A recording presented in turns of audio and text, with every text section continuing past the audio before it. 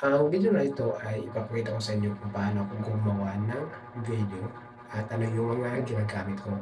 So, nandito na tayo sa isang maliit na kwarto, isang soundproof. So, gumawa ako ng soundproof para walang papasok na tunog dito sa ating kwarto pag nagbablog tayo. Okay, so mayroon din tayo mic condenser. So, ginagamit ko ito minsan pag gumagawa ako ng video at nandito naman mayroon din tayong camera.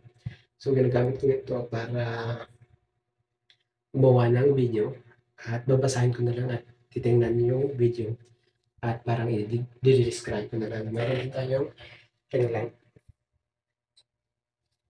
Tapos dito naman ay dito tayo mag-edit ng video natin. So lahat ng video ko ay dito ko inedit. Ang ginagamit kong apps pang-edit video editor ay Power Director at yung isa naman is CapCut. At mayroon din tayong ganyan, Wi-Fi para pagkatapos mabuo yung isang video is i-upload lang agad yung ating video. Tapos mayroon din tayong center stand. Dito ay mayroon din tayong may condenser na maliit, parang Bluetooth siya. Bihira ko lang ito ginagamit kasi madali lang palubat yung ating mic condenser. At hindi rin mawawala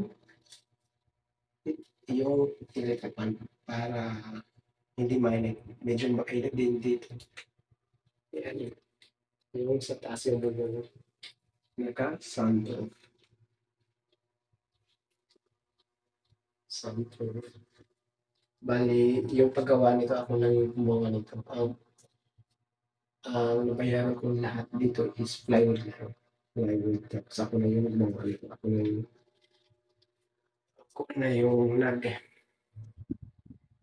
ng sound.